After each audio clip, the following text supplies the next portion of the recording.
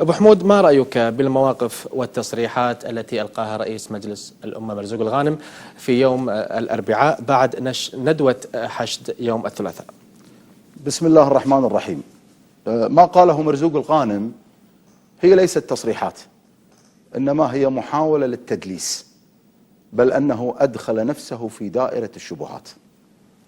أنا أولا أحب أني أؤكد أن الأسماء اللي طرحها لا علاقة لي بها، فأنا لا أؤكدها ولا أنفيها.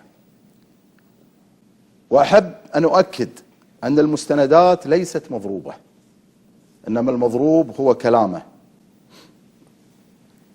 وأنا أتمنى قبل لا أبدأ كلامي وأفند تدليسه وأباطيله، وهذه ما هي جديدة ترى، بودي أنكم تعرضون الكلام اللي قاله وهو يعرض المستندات، عشان بس أعلق على كلامه والناس تسمع أو تستعيد ما قاله. بسم الله الرحمن الرحيم. يقول المولى عز وجل: إذ تلقونه بألسنتكم وتقولون بأفواهكم ما ليس لكم به علم وتحسبونه هينا وهو عند الله عظيم.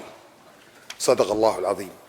التحويل اللي حق يوسف المطاوعة والتحويل اللي حق إبراهيم السيف، واحد مثل ما قلت لكم ب 22/4 ب20 مليون باوند، وواحد ب 23/4 2013 ب20 باوند، وهي نفس الأرقام اللي كان يطلقها المسيح الدجال في ساحة الإرادة، نفسها بالضبط. 20 مليون باوند و20 مليون باوند. هذا حق السيف وهذا حق المطاوعة. طلع رقم الحساب. حساب يوسف المطاوعة DRAFTREF 832ZRH، هذا مال يوسف المطاوعة. مال السيف نفسه DRAFTREF 832ZRH بالضبط نفسه. شلون شخصين في نفس البنك لهم نفس رقم الحساب؟ تمصع الرجال وهو يرفع يدينه. شلون اثنين بحساب واحد؟ أنا لما أقول لك تدليس أعرف شنو أقول، بس أبي الناس تعرف وهي تسمع وتستعيد ما قاله. أولا هو يقول أنهم نسوا، بل أنساهم الله، مسح الأرقام أو ما يدعي أنها حسابات. وأنا أقول لك يا أبو العريف، يا تاجر ولا التاجر ولا التاجر، ولكن واضح أنك تاجر أرفل. البيانات الموجودة واللي أنت عرضتها وتوهم الناس وتخادع الناس أنها أرقام حسابات هي غير ذلك. بل أني أقول له ليش تستقرب أن اثنين يكونون في تلكس واحد؟ بل أنا بذهب أبعد من ذلك، ممكن 3 ممكن 4 يكونون في تلكس واحد. الأمر الثاني اللي حاول أن يخدع فيه الناس، يقول معقولة 2 بحساب واحد؟ أنا بقول لك الآن، معقولة أن القضاء وصل فيك إلى درجة وأنت تدعي أنك تاجر والتاجر والتاجر؟ هل في العالم، في أي بنك في العالم، في الشرق الأوسط أو في أوروبا أو في أفريقيا أو في أستراليا أو في أمريكا، عنده رقم حساب من 3 أرقام؟ قمة الخداع. أنا أقول له اللي أنت قريته وحاولت توهم الناس إنه حساب، هو تشيك مصدق، درافت. ولما قريتها ما قلت درافت، حاولت أن تهجي الحروف عشان توهم الناس إن هذا هو جزء من الحساب.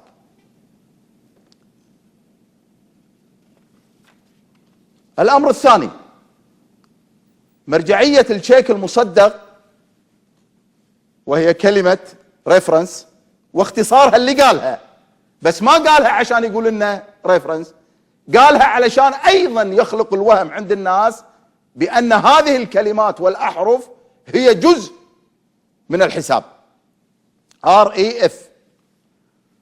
والأرقام الثلاثة الموجودة هذه ما هي حساب، هذه أرقام مرجعية التشيك المصدق.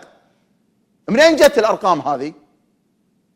وأنا أحب الإخوان والأخوات يطلعون على ما أقول ويعيدون الكشوفات اللي أنا وضعتها في ساحة الإرادة.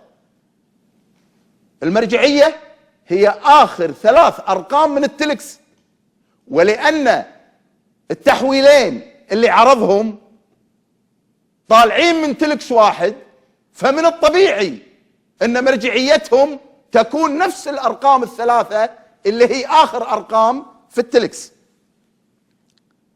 وأنا أعرف أن لما استخدم، وهذا بمزيد من التضليل، الكلمة الأخيرة واعتبر كأنها جزء من الحساب، وحاول يوهم الناس أيضا، بينما هي كلمة البلد. هو قال زد ار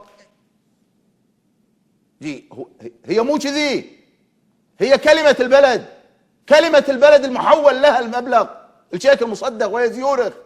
ما يبي يقول زيورخ، لا، قاعد يستخدم الحروف ويضخم الحروف ويحط 3 أرقام ويوهم الناس ان هذا رقم حساب، حتى يوصل الى نتيجة ما هي موجودة الا بذهن المريض، يقول فيه ان يبي يبين ان هذه حساب واحد، وان المبالغ 20 مليون قد حولت لهذا الحساب، وهذا امر غير صحيح.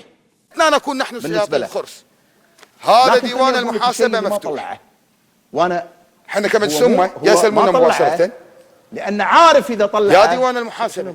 شنو المستند اللي طلعه؟ أنا أقول لك ليستلم مباشرة، المستند الأول، واحنا على استعداد لإعطاء أي تكليف لديوان المحاسبة أن يستعين بأي جهة دولية، بأي جهة متخصصة، بأي تكليف يحتاجه ديوان المحاسبة للتحقق هذا المستند من حقيقة هذه الأمور.